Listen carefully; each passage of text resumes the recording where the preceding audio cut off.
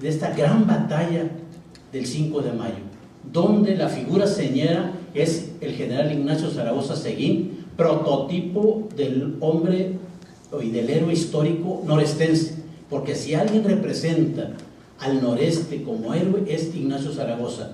Nace en territorio cuautejano, estudia a los 7 años, unos meses en Matamoros, luego viene a Monterrey y aquí se forja como persona, aquí estudia, hace sus estudios primarios, va al seminario, aquí se forja, aquí es comerciante, aquí nace su vocación, o se refleja su vocación militar.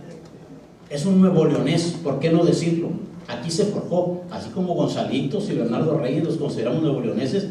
Ignacio Zaragoza es nuevo leonés porque aquí se forjó, pero es norestense, nació en Coahuila, Texas, y estudió muy breve en Tamaulipas. ¿Quién mejor representa al norestense que el general Ignacio Zaragoza Seguín? Por eso yo digo, es una traición cívica no recordar a este gran personaje. No me dejará mentir el maestro Israel Cavazos y algunos otros que peinan canas o que ya estamos pelones, que hace 50 años hubo enormes celebraciones, hermosas celebraciones del 70º aniversario del 5 de mayo aquí en Monterrey. Incluso, si mal no recuerdo, se inauguró la estatua del general Zaragoza. Ahí hubo también un discurso que por ahí en la Academia de Lengua y Perida lo repartieron del rector don Pepe Alvarado allá en Lampazo sobre la figura de Zaragoza. Qué hermoso discurso con esa escritura de don Pepe, que si lo lees parece que lo escribió hoy, es que lo escribió ayer, con esa frescura. Entonces, cuidado con estas traiciones cívicas. Pero bien, en este contexto es muy importante enmarcar la actuación no tan solo de Zaragoza, sino que en una docena de años que son muy importantes para la historia de México, lógicamente para la historia del noreste. 1855-1867. Plan de Ayutla, Plan Restaurador de la Libertad acá con Vidaurri, hasta la conclusión del Imperio Mexicano por el fusilamiento de Maximiliano, Miramón y Mejía. Y a propósito, el día 15 se festeja el 145 aniversario del triunfo de la República. ¿Dónde están las celebraciones? ¿Dónde nos acordamos del general Mariano Escobedo, otro nuevo leonés que en esta docena de años tuvo una gran participación?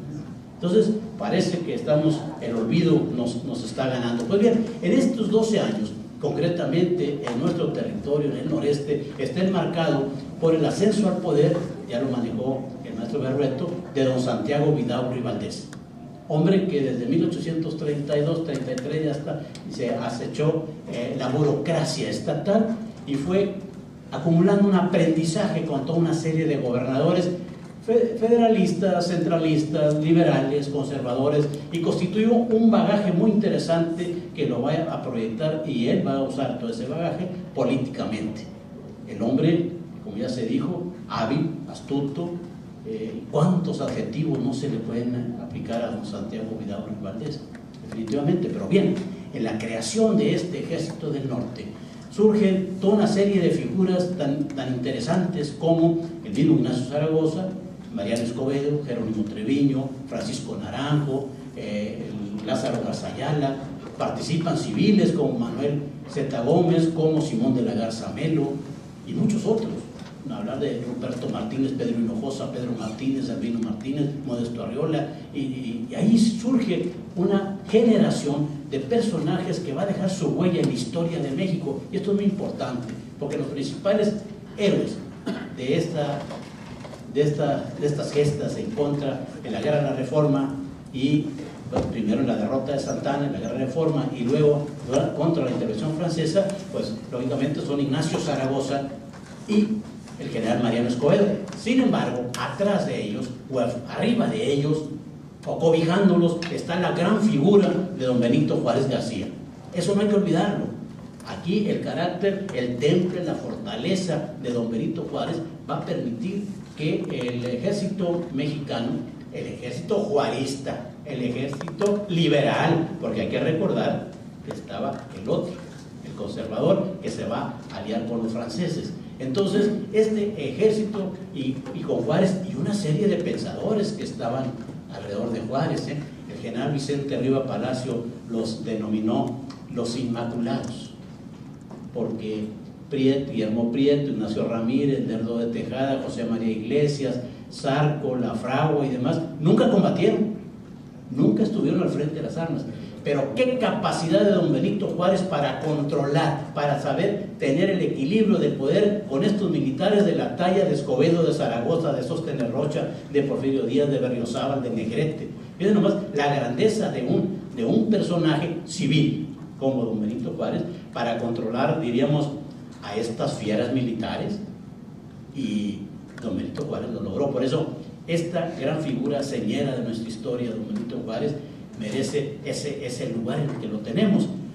De aquí, volviendo a Nuevo León, cuando estaba Santiago Vidaurri en el poder, que se forja esta gente que se acerca al ejército vidaurrista, muchos de ellos se templaron, se forjaron también en la lucha contra los indios mal llamados bárbaros, los apaches y los comanches, excepto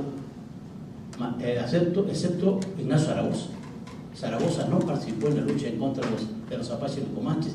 Sin embargo, Zaragoza quiso ser militar desde muy joven, nos relata don Manuel Zeta Gómez, licenciado linarense, en una magnífica biografía, yo creo que una de las mejores biografías que hay de Zaragoza, nos relata que estando en Zacatecas él quiso darse de alta en un regimiento de los húsares, pero no se lo permitieron por su corta edad. Sin embargo, él insistió en esta vocación de tipo militar, se abre la Guardia Nacional, se inscribe en la Guardia Nacional, le dan el grado de sargento segundo, rápido asciende a capitán primero y va mostrando sus dotes de militar. Y esto es muy importante porque Zaragoza, sin haber estudiado en ninguna escuela de guerra, ningún colegio militar, fue un gran estratega militar. Cuando surge la revolución o rebelión de Vidaurri y Zuazua con el Plan Restaurador de la Libertad, ahí Zaragoza se va a incorporar desde la guarnición en Tampico y pronto va a ser uno de los hombres de confianza de Vidaurri en este ejército, que lo pone, y esto es importante, bajo el mando de otro gran militar nuevoleonés, Juan Zuazua. Y aquí lo más importante en la estrategia militar que va a aprender Zaragoza de Juan Zuazua es que privilegia Zuazua la caballería frente a la infantería. O sea, el arma preferida de Juan Zuazua era la caballería.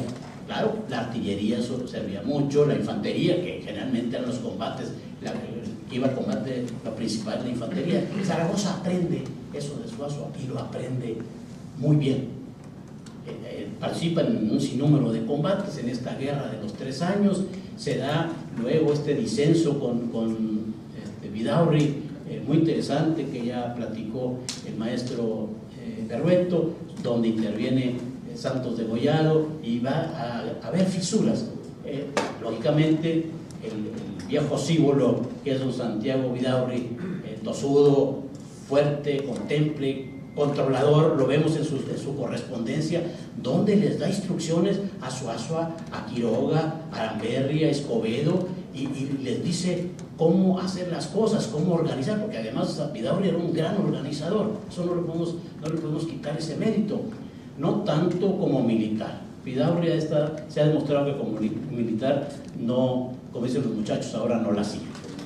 En los pocos combates que tuvo contra los indios bárbaros no obtuvo grandes resultados, eso sí, hacía unos muy bonitos informes donde perseguía a los indios y demás, porque además escribía bien. Aquí yo decía en la mediodía que era comparable a los informes que mandaban la gente de mi pueblo, de Sabinas Hidalgo.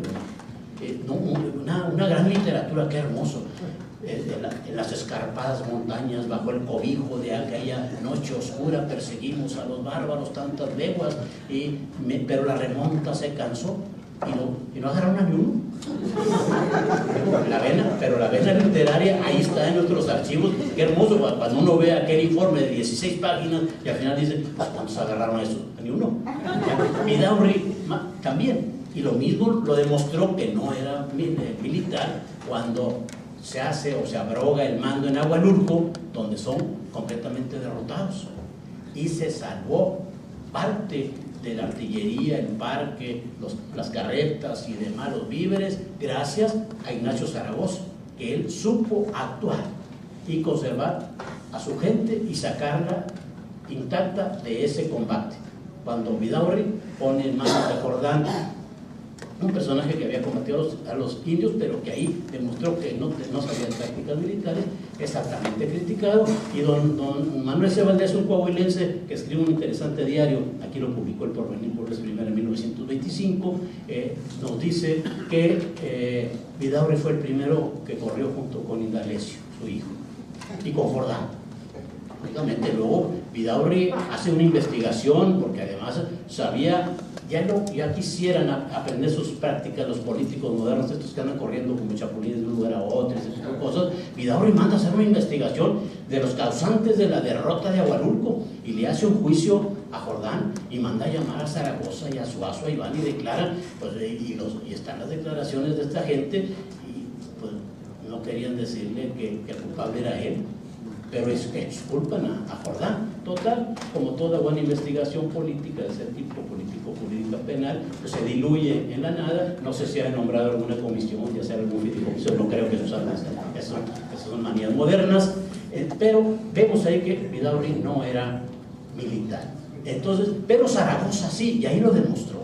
Viene el otro gran deterioro entre los caudillos nuevoleoneses, que fue la llamada rebelión de los congresistas, que los diputados locales se oponen a avalar el decreto número 12 de Vidaurri, donde se le conceden facultades extraordinarias.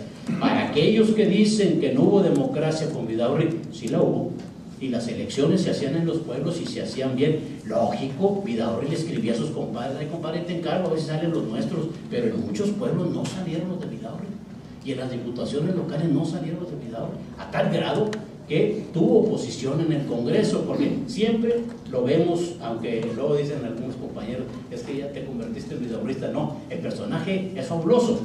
Fíjate nomás, donde surgen todos estos personajes a la sombra de este caudillo, bueno, pues es una gran valoración.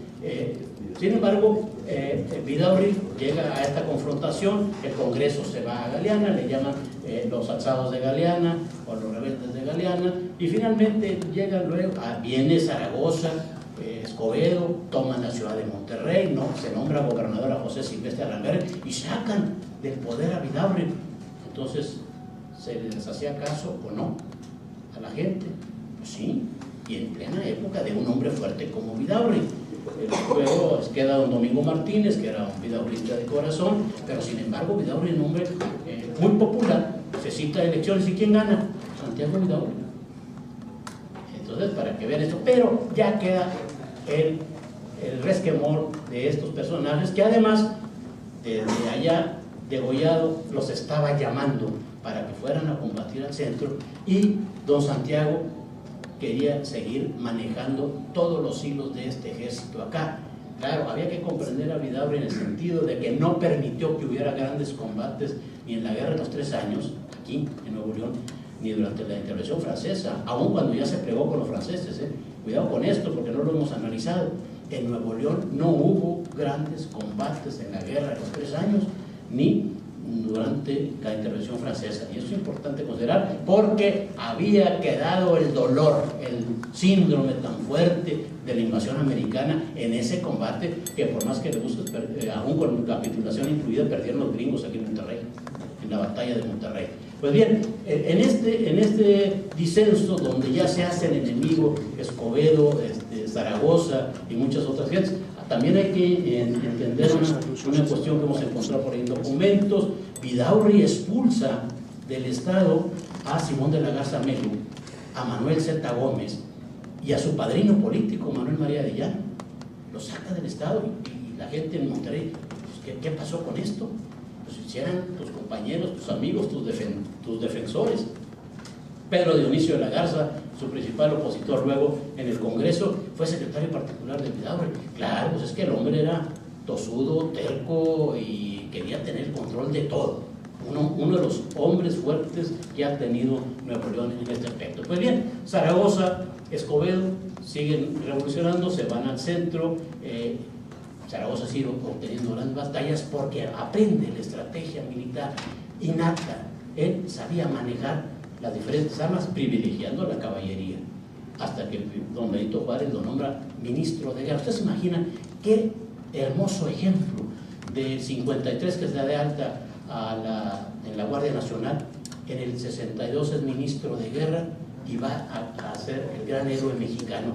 Qué meteórico ascenso. Ahora bien, historiadores de la Ciudad de México y alguno que otro de Monterrey le dicen que Benito Juárez le otorgó el grado de general. No, el grado de general de brigada se lo otorga Santiago Vidaurre. Entonces, don Santiago Vidaurre otorga grados, y según la referencia que yo tengo, se lo otorga primero que a Suazua, cuando había sido subordinado a Suazua. Y ahí hay también lucha de egos y de vanidades y demás, y no se diga de este tremendo hombre que César Morado estudió la correspondencia de Santiago Vidaurre con Julián Quiroga. Julián Quiroga, despatarrado, desbaratado, lebrón, mañoso, es el causante, yo lo considero el causante de la división entre los caudillos del noreste. Él tuvo gran importancia en esto. Y finalmente él se queda, primero hasta Vidaurre lo andaba acusando de que quería traicionarlo, y luego finalmente es el que se queda con Vidaurre, y muy amigo de Indalecio Vidaurre, alias el Loco, por obvias razones, y que se entendían muy bien en este sentido. Yo lo considero el causante de esta división. Zaragoza es nombrado ministro de la guerra, al cual luego Zaragoza renuncia porque prefiere estar en el combate, recibe el mando del Ejército del Oriente, y es ahí, primero en las cumbres de Culcingo y luego en Puebla, donde va a desplegar una brillante estrategia militar. Lo estudian en la batalla de Puebla, lo estudian en las escuelas militares, lo analizan, y ustedes pueden ver, les recomiendo, aunque tiene ciertas erratas y ciertas cosas que le agregan, el documental La batalla del 5 de mayo, Días de Gloria, que lo acaba de pasar Discovery Channel, ¿no? Y ahí se muestra perfectamente, y es una realidad, donde Zaragoza, al final, la carga final es con la caballería, le ordena a Porfirio Díaz y a Miguel Negrete que carguen con todo en contra de los franceses. Claro, el documental tiene el hierro de que aparece todo polvoso el cerro, y demás. Ese día llovió y ahí no se muestra. Algún historiador nuestro, don Juan Eloy, en una sesión de la historia hace mucho tiempo, dijo unas palabras que causaron mucha conmoción. Él, desde su punto de vista conservador, decía que la batalla del 5 de mayo era una autoderrota de los franceses, ayudados por la lluvia y demás. Lamentablemente aquel trabajo de él se lo prestó Andrés Montemayor y ya nunca lo pudimos conseguir. No sé si por ahí anda alguna copia, sería interesante analizarlo, pero es de la posición y punto de vista de Eugenio del Hoyo. Lo que pasa es que los franceses llegan, no estaban, Lorenzés en su soberbia y en su altivez dijo: vamos a barrer con estos harapientos, y resulta que los mexicanos le sacaron un paso adelante y lo derrotan. No estaban tampoco muy duchos los franceses en luchar en las serranías, y en un periódico de la época sacan a tres, caricaturizando a tres militares franceses enredados y atrapados en las espinas de un maguey, nomás en son de burla, porque todo esto influyó. Claro, también se le da mucha importancia en la historia a los indios de Zacapuastla que participaron ahí en este combate, pero resulta que la gente de Tetela del Volcán y de otras poblaciones aledañas a Puebla alegan que también ellos participaron, pero los de Zacapuastla se han llevado todos los honores en este sentido. La batalla del 5 de mayo es tan importante porque eleva el espíritu del pueblo mexicano, del ejército juarista, del ejército liberal, le sube la moral y dice: entonces sí podemos con esta gente, sí podemos detenerlo. Claro, los franceses, ante la derrota del 5 de mayo, Napoleón III manda mucho más tropas, porque digo, esto no va a estar fácil, y los mexicanos y los generales mexicanos van a emplear toda una serie de guerra de guerrillas que se practicaron principalmente acá en el norte, en todo el país, pero aquí en Nuevo León. Hostilizaron completamente al ejército francés, estas guerrillas que no le daban punto de reposo a los franceses y a las tropas imperialistas, sobre todo aquí a las de Julián Quiroga y a las de Germán Mejía, que llegaban y arrasaban en los pueblos, porque es otra de las cuestiones que no se ha estudiado, de las tropelías que cometieron los franceses. aunque algunos pueblos se jacten ahora de ser güeritos, Santiago y Allende, porque dicen que descienden de los franceses, cosa que César Morado ha desmentido ya hasta la saciedad, pero pues el mito perdura y se creen descendientes de franceses. No, en la vida cotidiana aquí en Monterrey no faltó dama que casóse con un francés, porque pues, también era signo de nobleza. La banda militar de los belgas que estuvieron aquí, la delegación belga que estuvo acá, tocaba en la Plaza Zaragoza, tocaban polcas, dejaron en nuestra música huella, los franceses, no hay que negarlo, con el chotis, la polca, la redoma y el guapán. Bueno, y deben de haber dejado algún descendiente también, ¿por qué no decirlo, no? Bueno, esto es parte muy importante, pero tampoco no hay que olvidar que esto se enmarca en un nivel internacional. No es la batalla de Puebla el 5 de mayo, nomás un hecho aislado, o la guerra de intervención francesa. Esto se enmarca en el avance imperialista de las grandes potencias, el avance del imperialismo territorial norteamericano que quería sumar más territorios, y las potencias como Francia e Inglaterra tratar de impedirlos. Incluso Francia quería un enclave acá en América para detener al ya amenazante imperialismo territorial americano, que había comprado a la Luisiana a Francia, la Florida a España, Alaska a los rusos, y había obtenido en la injusta guerra de la invasión americana, bueno, no hay guerras justas, de más de la mitad del territorio mexicano. Esto hay que verlo también en el aspecto global, en el aspecto internacional. Definitivamente este juego geopolítico económico que se traían las grandes potencias, creo que es muy importante. Ahora bien, dentro de las diferentes conmemoraciones, lamentablemente en México no hay tanto, pero en Estados Unidos, ustedes vean ahorita, métanse en internet, celebración del 5 de Estados Unidos, cientos de ciudades de Estados Unidos están conmemorando el 5 de mayo. ¿Por qué? Porque los Estados Unidos lo hicieron suyo, porque fue una derrota para los franceses. Para ellos el juego geopolítico lo ganaron los norteamericanos y ellos lo festejan. Hasta Obama en todos los presidentes, no Obama, hace grandes fiestas en la Casa Blanca festejando el 5 de mayo. Claro, hay críticas en función de que a todas estas grandes fiestas y conmemoraciones pues se agrega la cerveza y bailongos y demás, bueno, como debe de ser, pero allá lo han tomado de su parte. Lugares en Oklahoma, en Tennessee, en Baltimore, en Nueva Orleans, se festeja el 5 de mayo. Es ya una gran celebración nacional, lamentablemente más que en México, salvo Puebla, que el gobierno federal le dio todo el apoyo a Puebla, y hábilmente el gobernador panalista de Puebla, Rafael Moreno, nombró presidente de la Comisión de Sesquicentenario a Felipe Calderón. Bueno, pero bueno, en Puebla están haciendo más de 800 eventos, y en los demás, el resto del país parece que padecemos del olvido. Hay otras muchas cosas que comentar en este brillante periodo de 12 años, 1855-1867, que marca un hito en la historia de nuestro país, que marca no ya un parteaguas, porque luego los sociólogos nos hablan mucho de parteaguas, pero sí va a dejar profunda huella en la historia de nuestro estado, del noreste y de México. Hay que valorarlo como tal, hay que tener presente a Ignacio Zaragoza, Mariano Escobedo, toda esta playa de personajes que estuvieron en la palestra político-militar de nuestro país. A mí me invitaron a hablar de una de las instituciones más terribles del derecho internacional, que es la guerra.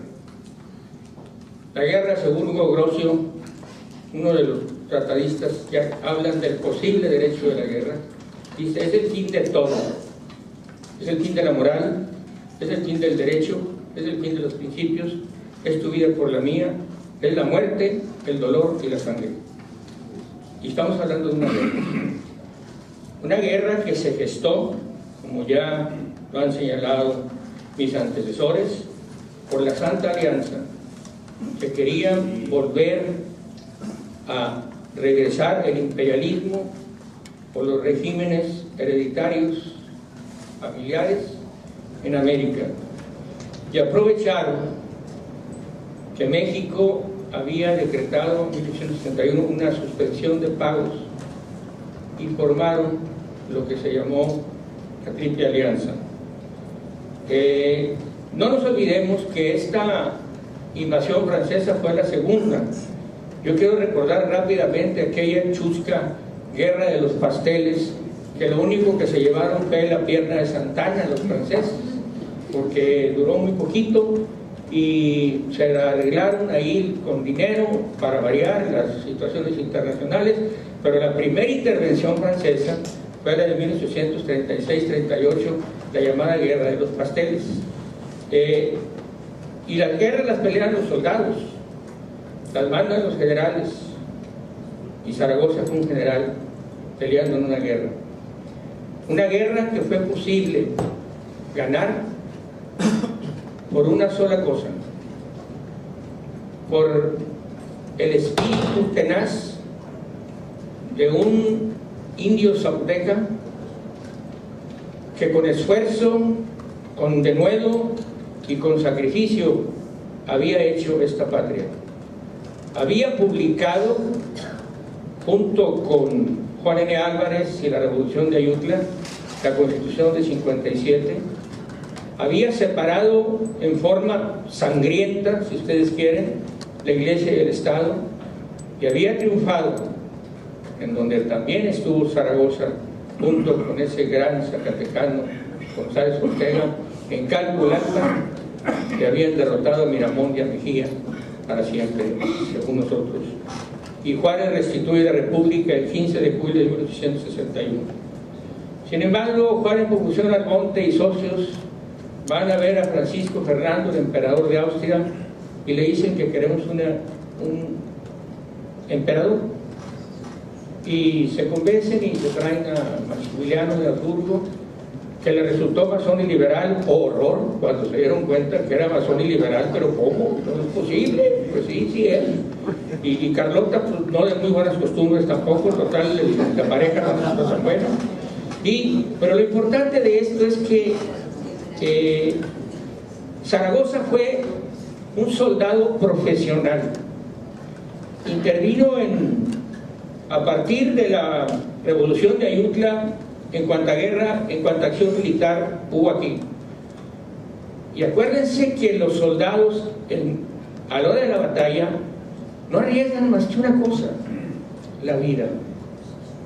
En la guerra lo único que pierdes es la vida, nada más la vida, y la pierdes a veces con dolor, a veces en forma distinta, a veces con hambre, pero es lo que está en juego, tu vida. Zaragoza, los pocos años que vivió jugándose la vida al servicio de la República, y eso vale más. Y vuelvo a mi decantado dolor de que lo han quitado los billetes de 500 para cambiarlo por los monitos que nadie hicieron por este país, pero eso es una cosa más. La guerra de Reforma fue una guerra que Juárez y sus espadas ganaron. Cuando llegan las naves francesas, inglesas y españolas, desembarcan y dos ministros los reciben en la Soledad para firmar los históricos y para mí totalmente trascendentes tratados de la Soledad. Venían por España, a quien le debemos estar totalmente agradecidos los mexicanos, y no lo hemos hecho. Bueno, en México hay una calle que así se llama, el General Prim, originario de Barcelona, catalán obviamente, y el contaminante Dullo de Inglaterra y de Algier de Francia. Perdónenme, yo no fui a estudiar en Francia, pero si los leo como se escriben, no sé si algún francés me regaña. Y por nosotros estuvo Manuel Doblado, que era el ministro de Exteriores, y Ignacio Zaragoza, que era el secretario de la Defensa. Y en los tratados de la Soledad, los franceses y los ingleses y los españoles se dan cuenta de que los franceses sacaron las puñitas, o sea, de que su interés no era tanto cobrar el dinero, sino derrocar un gobierno y poner uno nuevo. y se retiraron afortunadamente, pero se quedaron aquí. Sin embargo, me gusta mucho una cita que hace el afortunado en ese momento. Acuérdense que el ejército francés, desde Waterloo 1814, no habían perdido una batalla.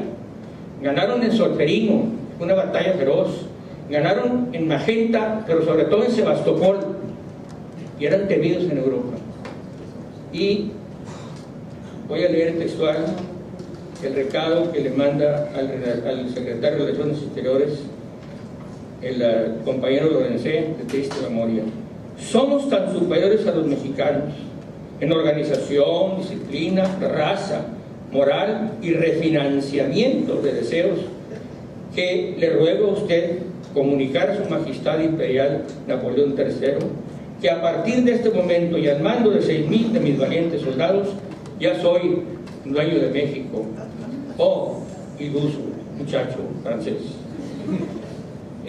La primera, digamos, escaramuza leal que tienen es en la batalla de las Cumbres.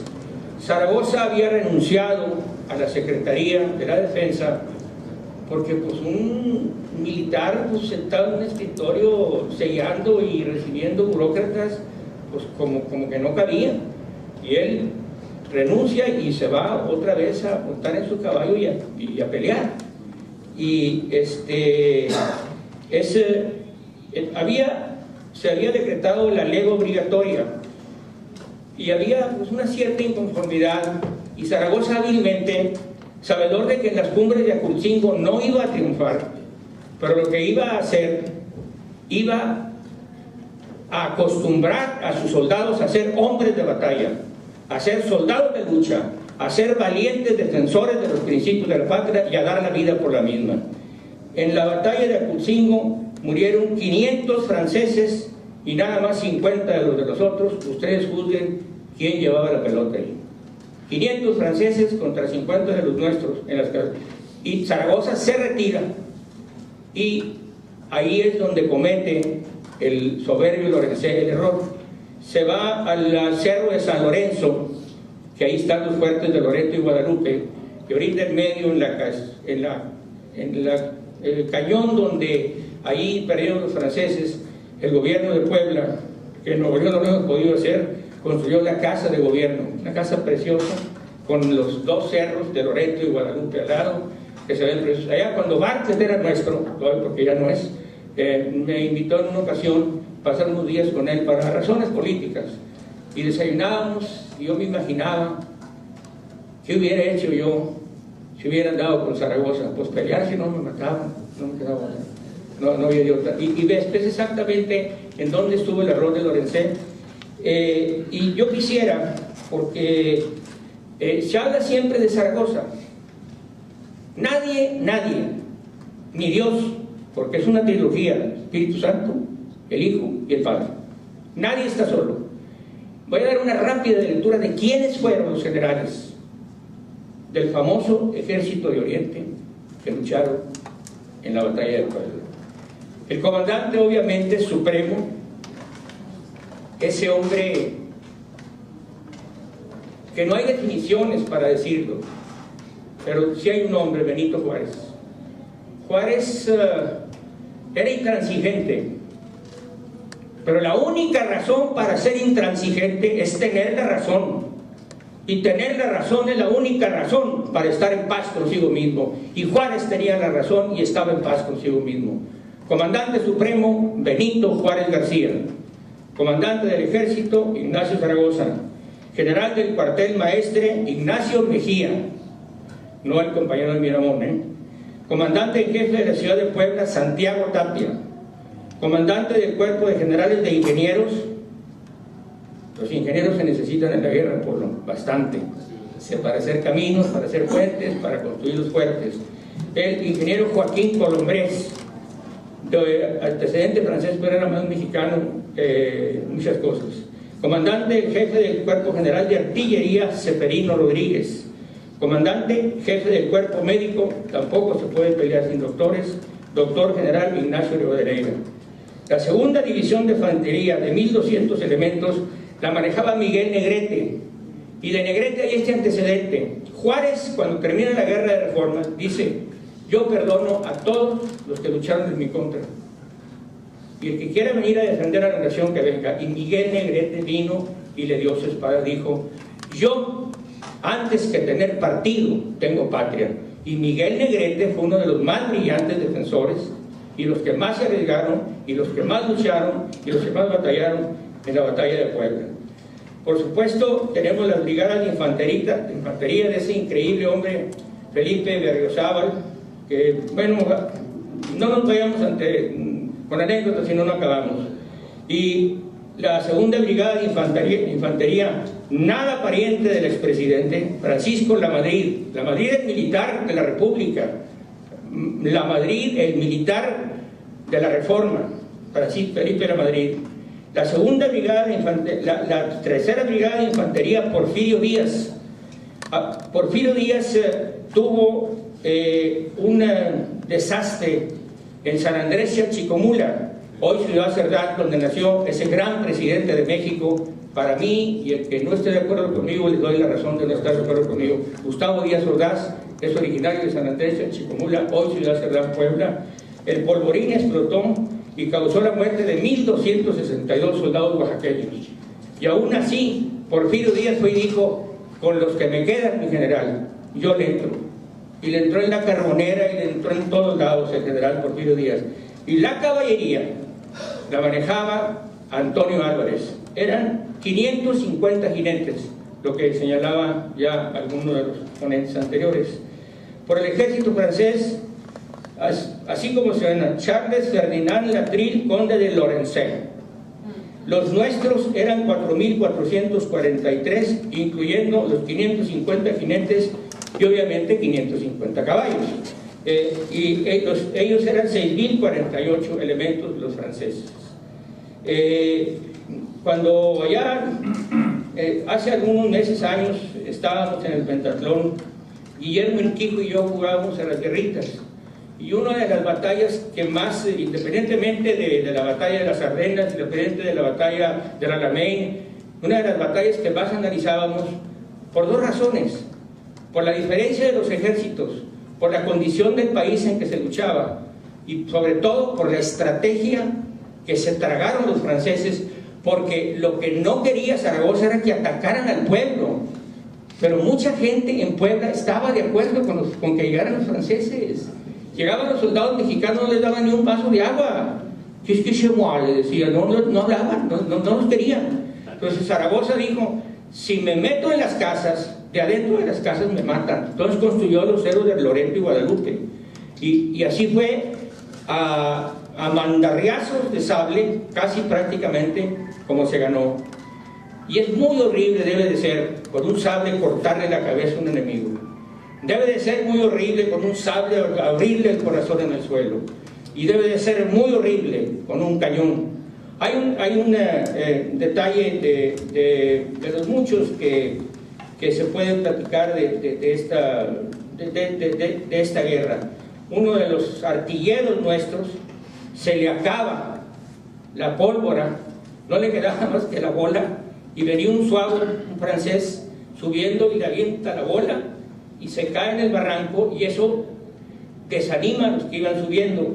Dicen los amargados históricos que porque llovió esa tarde, los franceses no pudieron subir, ya eran muy poquito, ya se los habían acabado casi a todos prácticamente, porque el resultado tangible volvemos a lo mismo, en muertes de la batalla que estamos ahorita refiriendo.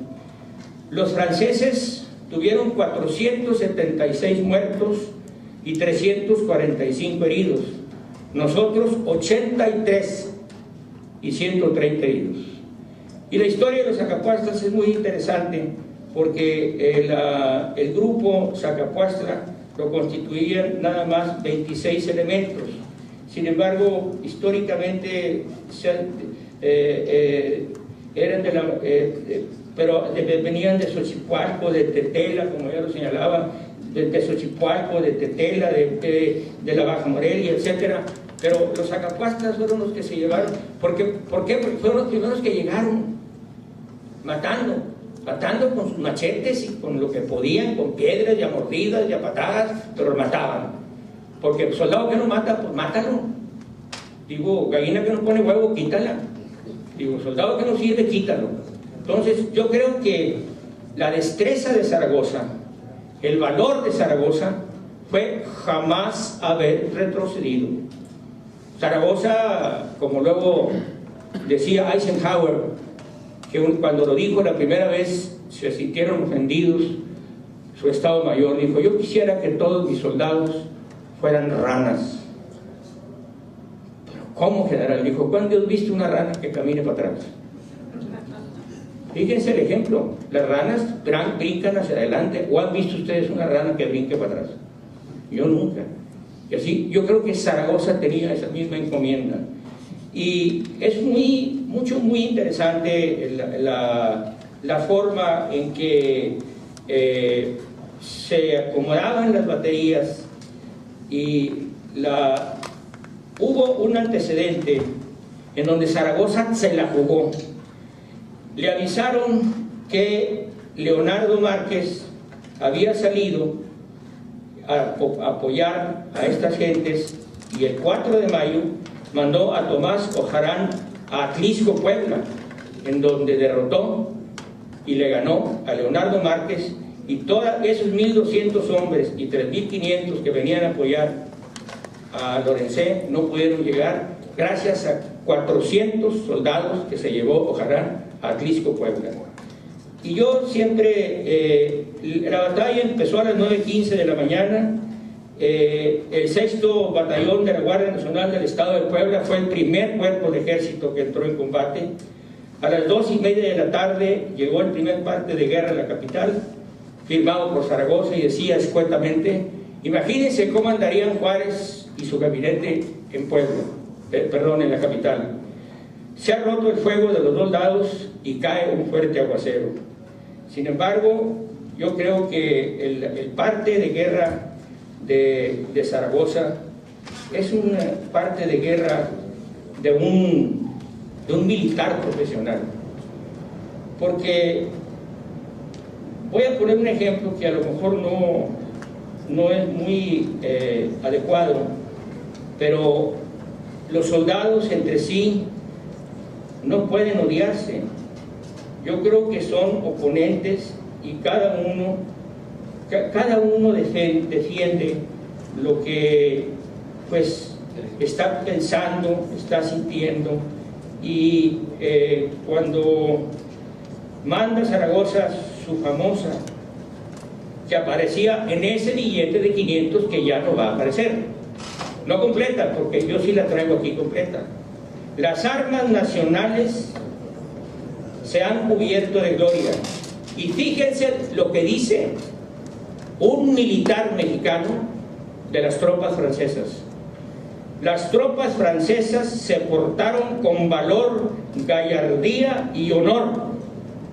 Para un soldado lo más importante es el honor, y debería de ser para nosotros los civiles también el honor. Morir con honor, vivir con honor, luchar con honor. Y así dice Zaragoza, y agrega: y su jefe no dejó de cometer torpezas. Este fue Ignacio Zaragoza. Y desafortunadamente en septiembre 8, de una simple fiebre tifoidea que te dan ahorita con unos tacos del Mercado Juárez, murió un hombre a los 33 años de edad. Pero murió Zaragoza. No, porque el 5 de mayo es más que una guerra, es más que sangre, es más que dolor, es más que lucha, es más que un triunfo nacional contra un ejército que se creía invencible. No detuvo ni ganó la guerra, pero sí puso un gran ejemplo a todo el mundo: que un país pisando su tierra sus soldados, duplican o triplican. Por ahí tengo un discurso de Zaragoza, el que les dirigió momentos antes de empezar la batalla, y de él recuerdo una frase, y les dijo: el mejor ejército del mundo dice que tiene los mejores soldados del mundo, pero yo tengo a los mejores hijos de México que van a defender a su patria. Muchas gracias.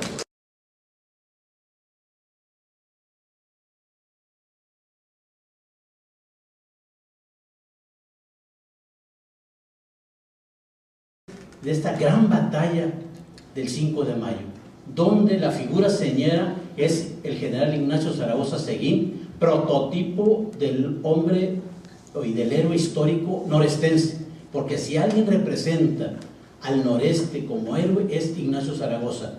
Nace en territorio cautejano, estudia a los 7 años, unos meses en Matamoros, luego viene a Monterrey y aquí se forja como persona, aquí estudia, hace sus estudios primarios, va al seminario, aquí se forja, aquí es comerciante, aquí nace su vocación, o se refleja su vocación militar. Es un nuevo leonés, ¿por qué no decirlo? Aquí se forjó, así como Gonzalitos y Leonardo Reyes los consideramos nuevo leoneses. Ignacio Zaragoza es nuevo leonés porque aquí se forjó, pero es norestense, nació en Coahuila, Texas, y estudió muy breve en Tamaulipas. ¿Quién mejor representa al norestense que el general Ignacio Zaragoza Seguín? Por eso yo digo, es una traición cívica no recordar a este gran personaje. No me dejará mentir el maestro Israel Cavazos y algunos otros que peinan canas o que ya estamos pelones, que hace 50 años hubo enormes celebraciones, hermosas celebraciones del 70º aniversario del 5 de mayo aquí en Monterrey. Incluso, si mal no recuerdo, se inauguró la estatua del general Zaragoza. Ahí hubo también un discurso que por ahí en la Academia de Lengua y Perina lo repartieron del rector don Pepe Alvarado, allá en Lampazo, sobre la Vidaurri y Suazua, por el Plan Restaurador de la Libertad. Ahí Zaragoza se va a incorporar desde la guarnición en Tampico y pronto va a ser uno de los hombres de confianza de Vidaurri en este ejército, que lo pone, y esto es importante, bajo el mando de otro gran militar nuevoleonés, Juan Suazua. Y aquí lo más importante en la estrategia militar que va a aprender Zaragoza de Juan Suazua es que privilegia Suazua la caballería frente a la infantería. O sea, el arma preferida de Juan Suazua era la caballería. Claro, la artillería servía mucho, la infantería, que generalmente eran los combates, que iba a combate, lo principal es la infantería. Zaragoza aprende eso de Suazua y lo aprende muy bien. Participa en un sinnúmero de combates en esta guerra de los 3 años.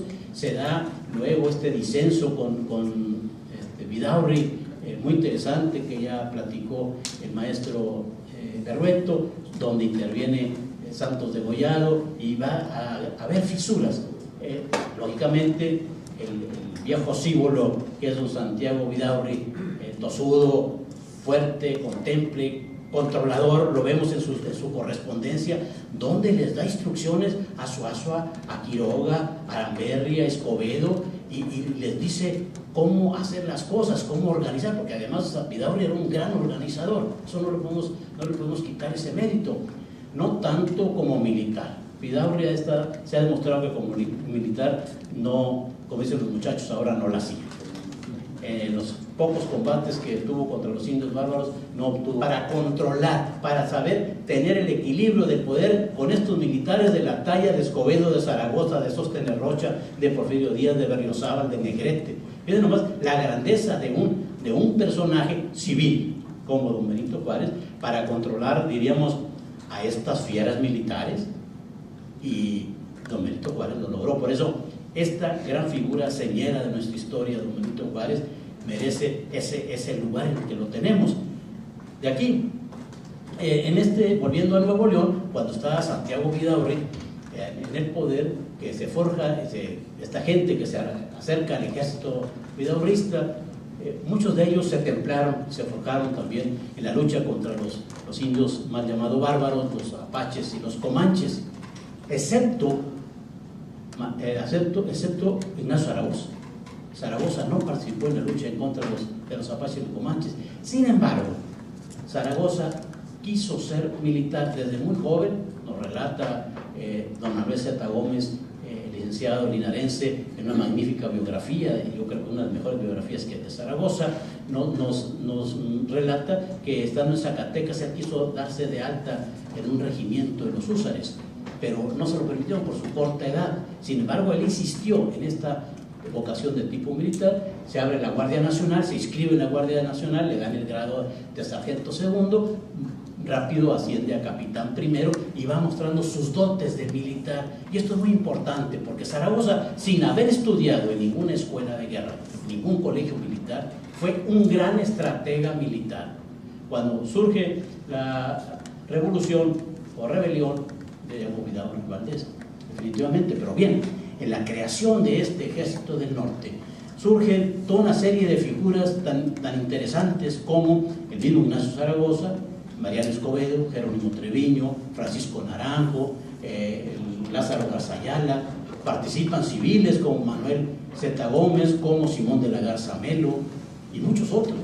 Hablar de Ruperto Martínez, Pedro Hinojosa, Pedro Martínez, Albino Martínez, Modesto Arriola, y ahí surge una generación de personajes que va a dejar su huella en la historia de México. Y esto es muy importante, porque los principales héroes de estas gestas en contra de la Guerra de la Reforma y bueno, primero en la derrota de Santa Anna en la Guerra de la Reforma y luego contra la intervención francesa, pues lógicamente son Ignacio Zaragoza y el general Mariano Escobedo. Sin embargo, atrás de ellos, o arriba de ellos, o cobijándolos, está la gran figura de don Benito Juárez García. Eso no hay que olvidarlo.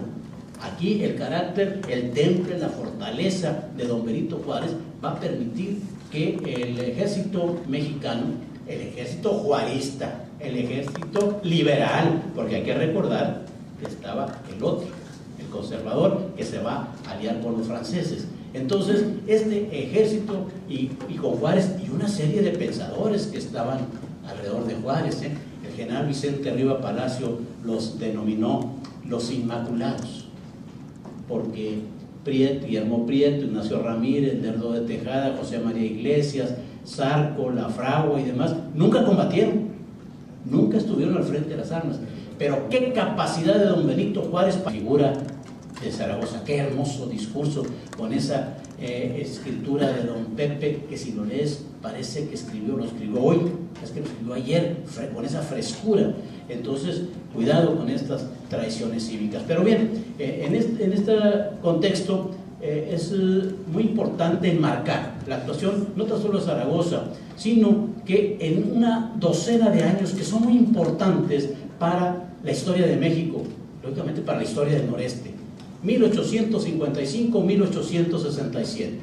Plan de Ayutla, Plan Restaurador de la Libertad acá con Vidaurri, hasta la conclusión del Imperio Mexicano por el fusilamiento de Maximiliano, Miramón y Mejía. Y a propósito, el día 15 se festeja el 145 aniversario del triunfo de la República. ¿Dónde están las celebraciones? ¿Dónde nos acordamos del general Mariano Escobedo, otro nuevo leonés que en esta docena de años tuvo una gran participación? Entonces, parece que el olvido nos está ganando. Pues bien, en estos 12 años, concretamente en nuestro territorio, en el noreste, está enmarcado por el ascenso al poder, ya lo manejó el maestro Berrueto, de don Santiago Vidaurri Valdés. Hombre que desde 1832-33 ya se acechó la burocracia estatal y fue acumulando un aprendizaje con toda una serie de gobernadores federalistas, centralistas, liberales, conservadores, y constituyó un bagaje muy interesante que lo va a proyectar, y él va a usar todo ese bagaje políticamente. El hombre, como ya se dijo, hábil, astuto, ¿cuántos adjetivos no se le pueden aplicar a don Santiago?